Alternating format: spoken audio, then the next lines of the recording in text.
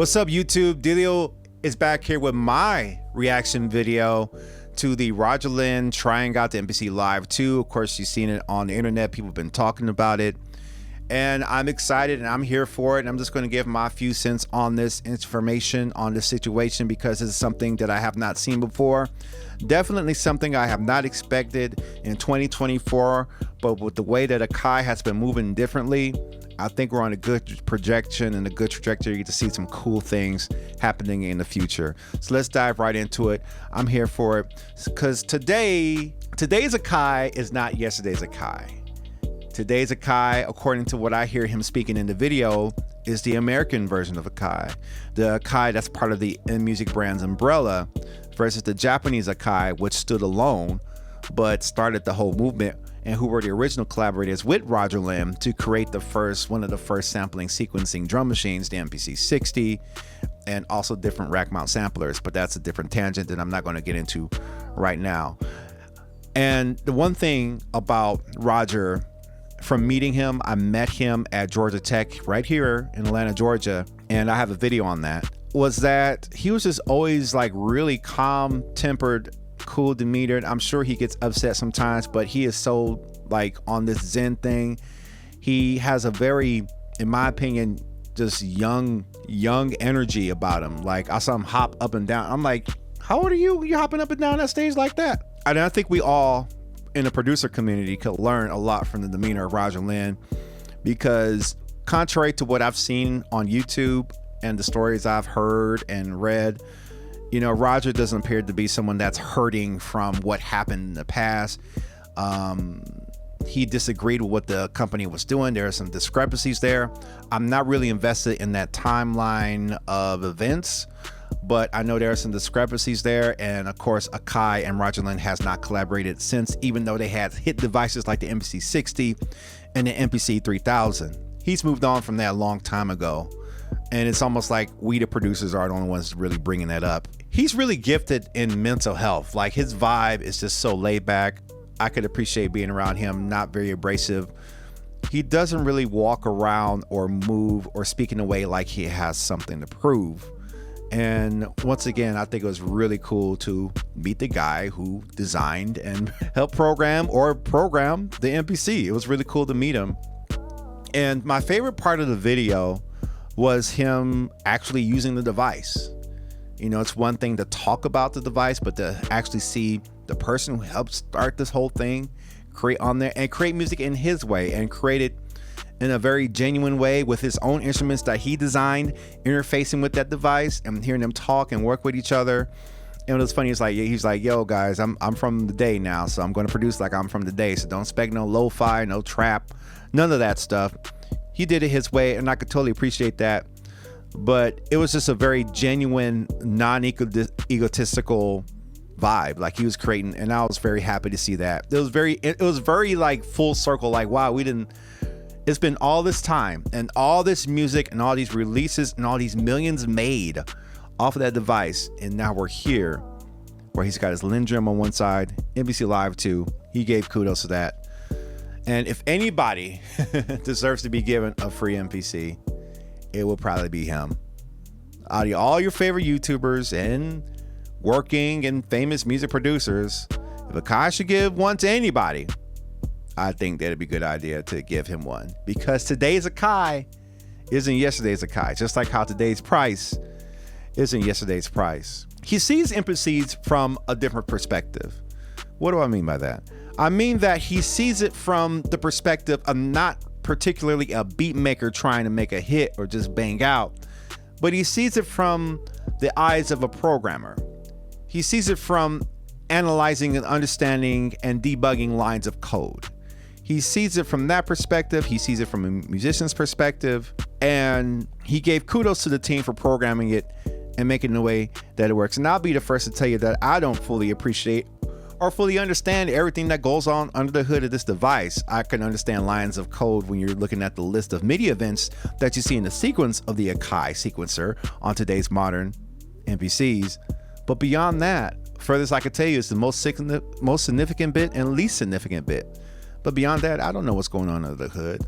but I think he has a perspective of what could be going on under the hood, because he originally wrote, to my knowledge, what originally was the code written for the originals. So obviously there's got to be some contingencies, or continuities is a better word for that, between that in the past and that in the new. And so I can really appreciate that. And I have to be careful not to reach so far into the past and hold on to it so tight. You may have come to my live stream. You might see me do 90s R&B. And I think it's cool to tap into it a little bit, but let's not hold on to it so tight. Because sometimes there are individuals who really get into the action of devaluing today's equipment because it's not the equipment that was made in the past. Therefore, it's no good for you. You shouldn't use it. You shouldn't create it. We got to be careful with that. I think it's cool. We're looking, it's almost like if we're holding on too far to the past, we want it to sound like that banger. We want it to move in sequence like that thing in the past. And some people are very happy with that, and they can stay there if they want to. Me, as a later on adapter to the MPC, even though I was familiar with it back in the day, but I was an FL Studio guy at the time. I think it's cool to tap into that, learn into that, but don't hold on to it so tight that you devalue what's going on, because right now we have so much opportunity, so much resources, so much sounds. We got stuff that can generate sound from thin air. We can tell it what we want it to do. We have so much, but it's almost getting to the point to where we have so much today that's doing the work for us now, versus us developing a skill of playing the piano or developing a skill of playing chords. We'll just tell the thing to play the chords for us. And we do lose that, but I do know that's the way the world's going and things are changing. So I have to be understanding of that. But let's not hold on too much to the past, but let's appreciate it. Let's look back and say, hey, that's cool, but let's see, what can we do now?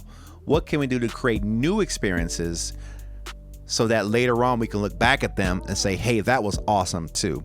I think we should always try to live in the moment courageous when we're trying to create things. I really do think that. And at this point, I agreed with him highlighting the fact that there's button functions on the device on the MPC Live 2.